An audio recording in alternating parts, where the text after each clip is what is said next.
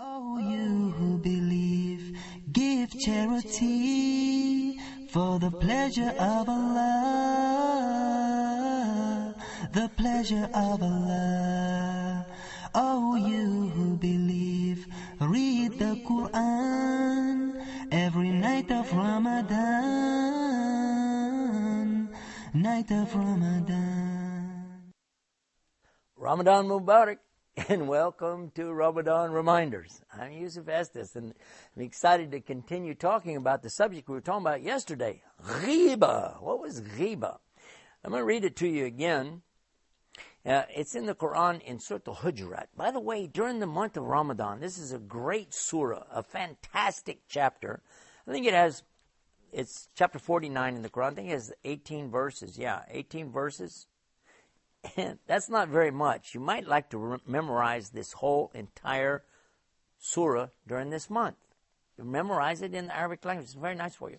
And this particular verse is number 12, chapter 49, verse 12. And Allah is saying, O you who have believed, Ya ayyuhalladhina amanu, stay away from negative assumption. And indeed, some of this assumption is sin. And we found out that maybe if you were seeing somebody do something you thought was evil, and you went and told other people, then you came to find out actually they were doing something good, you misunderstood. Now you did a bigger evil even than what you thought, because you have damaged the reputation of this person. It continues though, and it says now, then we'll listen, it says, don't spy on each other. Don't be looking around, what's this guy doing, And don't backbite each other. I know, talk about spying. Spying is something that's very dangerous. It's easy to do. You begin by saying, well, there's my neighbor. I need to look out for him. Let me keep an eye on him, see how you doing, how's everything, how's it going. Looks like he got a new car, all right. What's that all about? Oh, look, he's putting something in his mailbox. Okay, maybe he got some mail today. Why am I watching this man so close? And, he left his window open. Let me see what's inside his house. What's going on in there? Let me look in there. What's he doing in there? Oh, what's that? Oh, what's that? And what am I doing now? I'm spying. I thought I'm the FBI. Well, they call it I'm the Dawla, the one who's spying on you. Look at, checking out. So now, but in fact, this is so forbidden in Islam to go around spying on each other. And there's no reason for it to start with. Nobody asked you to do these things. You're just doing it. It's shaitan telling you to do it. You go in, you start spying. Well, guess what? At the time of the Prophet Muhammad, peace be upon him, he heard about somebody who was peeking through something, trying to see inside of somebody's tent or their house, And he said, even if you poke out his eye, it would be all right. Why? Because this man has no business putting his eyes into your business like that.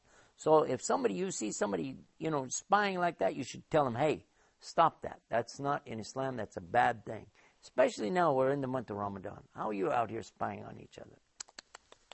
I want to come to the next part of this, so it's very important. It's talking about backbiting. We said this is ghiba, and it's like Allah is saying here, comparing it to, would you like to eat the flesh of your dead brother? Eating the flesh of your dead brother? It's forbidden in Islam to eat the meat of the khanzir, the pork or something like that, the pig meat. You can't do that. And you can't eat the meat of certain other animals. Unless what? Unless you're dying and there's no other food to eat, and that's all there is, you could eat it. This counts for human flesh too. You're never allowed, even if a living person takes off some of their own flesh and cooks it, you couldn't eat it. I don't know who would be crazy enough to do that, but there's some crazy folks. But you're not allowed to eat that as a Muslim. Unless what? Unless you're dying. This means that if a person was dead, and if there was no other food to eat, and if he were going to die, then it could be that a person could eat even from this dead person. But how would they like it?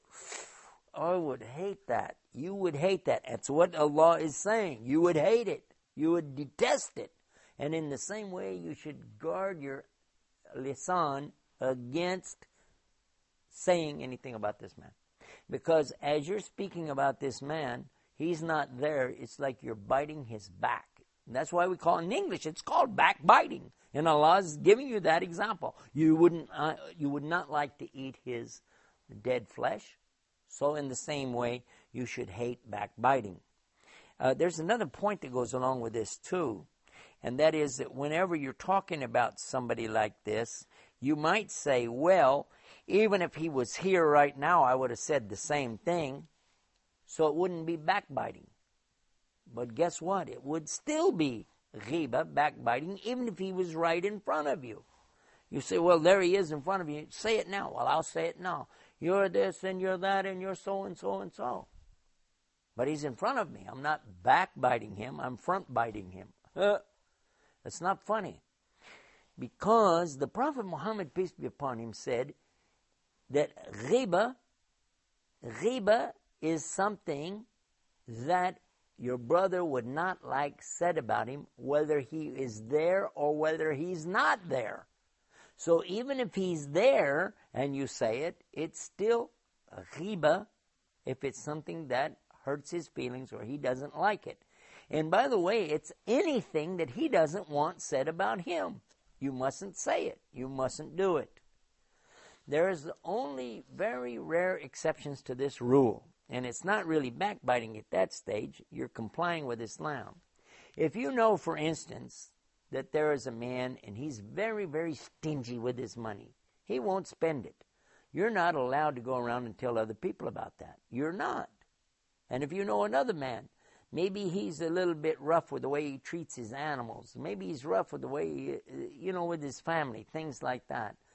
You're still not allowed to go around and tell anybody. Unless what? Unless it's going to hurt somebody else to allow it to go on. In this case, you have to speak out against it.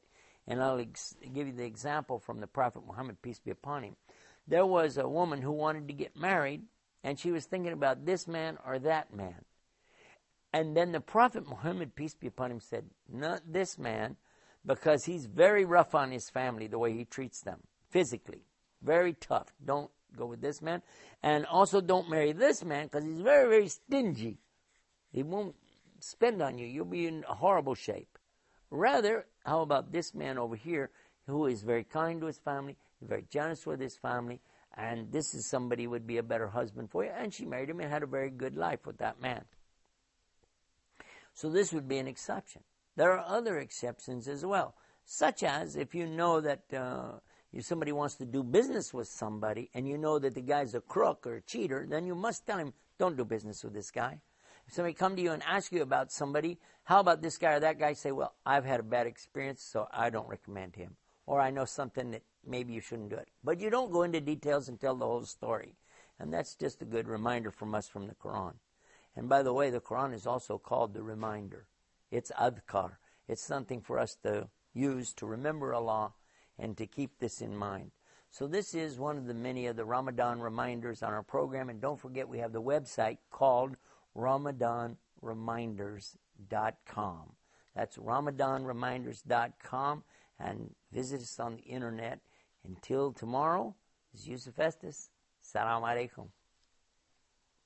Oh, you who believe, give charity for the pleasure of Allah, the pleasure of Allah. Oh, you who believe, read the Quran every night of Ramadan, night of Ramadan.